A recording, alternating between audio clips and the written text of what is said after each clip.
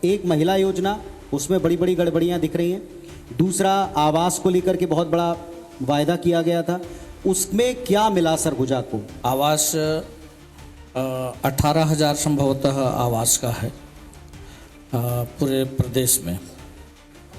18 लाख तो लोग उम्मीद और विश्वास के साथ भारतीय जनता पार्टी को चुने हैं।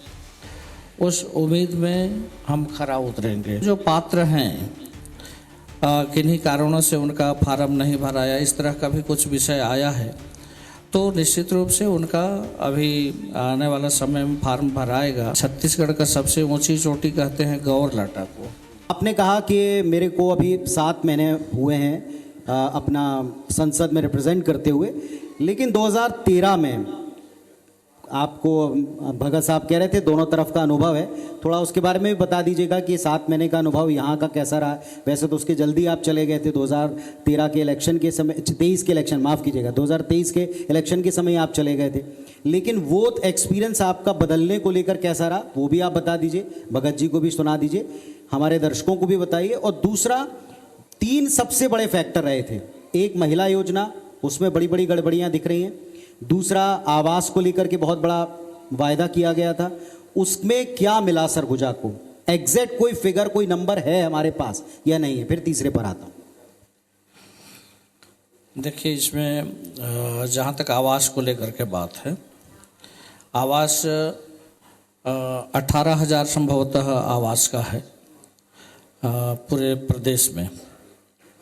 18 लाख निश्चित रूप से इतना बड़ा काम है तो कहीं चूक हुआ होगा, मैं नहीं कहता उसको। अगर कोई गलती है तो उसको स्वीकारने में भी अपने को हर्ज नहीं होना चाहिए, लेकिन जहाँ भी गलती हुआ है उसको सुधारेंगे। और जो लोग उम्मीद और विश्वास के साथ भारतीय जनता पार्टी को चुने हैं, उस उम्मीद में हम खरा उतरेंगे। निश्चित रूप से कहीं उतार चढ़ाव होता है, लेकिन जो हम वादा करके जनता के बीच से आए हैं तो उस वादा को हम पूरा करेंगे, उनको निराश हम कभी नहीं करेंगे। तीसरा, किसानों को लेकर सबसे बड़ा वायदा था, 3100 रुपये वाला वायदा था, 21 क्विंटल वाला वायदा था। अभी बहुत सी चीज़ें हैं, अभी कृषि मंत्री जी आएंगे तो उनसे विस्तार से मैं पूछूंगा। आपको लगता है वायदे पूरे हो पा रहे हैं? क्योंकि देखिए, पहले वायदे में आपने कहा देखना पड़ेगा उड़ान को लेकर के, एक सनी लियोनी का सिर्फ एक उदाहरण आया है क्योंकि वो बहुत चर्चित हस्ती है, लेकिन अगर आप देखें तो उसी दिन 3 एग्जाम्पल थे, तीनों हमने IBS 24 पर दिखाए थे कि 3 जगह ऐसा है, एक मृत और एक अविवाहित, वो भी उसकी लिस्ट में शामिल था। अगर सही तरीके से आप इसका आकलन करेंगे तो बहुत से ऐसे लोग हैं जो इस योजना के पात्र नहीं हैं, अपात्र हैं और लाभ ले रहे हैं, और ऑब्वियसली बहुत से ऐसे लोग हैं जो इस योजना के पात्र हैं लेकिन उनको लाभ नहीं मिल रहा। कब तक स्क्रूटनी करेंगे? 1 वर्ष हो गया।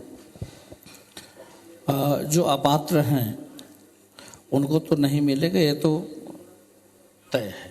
तो ये लिस्ट बन गई है। लेकिन जो पात्र हैं किन्हीं कारणों से उनका फार्म नहीं भराया, इस तरह का भी कुछ विषय आया है, तो निश्चित रूप से उनका अभी आने वाला समय में फार्म भराएगा। और जो पात्र हैं उनको सभी को मिलेगा, जिनको उसका लाभ मिलना चाहिए उनको उसका लाभ मिलेगा जी। और कोई प्रायोरिटी आपने 25 के लिए सोच रखी हो कि ये मुझे करा के रखना है इस 1 वर्ष में? अगले 1 वर्ष बाद जब फिर संवाद में आए तो कुछ बताने के लिए आपने अभी से तय किया हो? नहीं, मैं सांसद के नाते हमारा 2-3 मन में विचार है कि इसको भी हमको करना है। पहला उड़ान योजना था तो उसके लिए प्रयास करके शुरू किए, किन्हीं कारणों से थोड़ा सा दिक्कत आया है, उसको ठीक करेंगे। हमारा सरगुजा में पर्यटन का बहुत स्थान है, जिसको अगर चिन्हांकित किया जाए तो पर्यटन का बहुत अच्छा विस्तार हो सकता है। छत्तीसगढ़ का सबसे ऊंची चोटी कहते हैं गौर लाटा को, जो सामरी विधानसभा में है।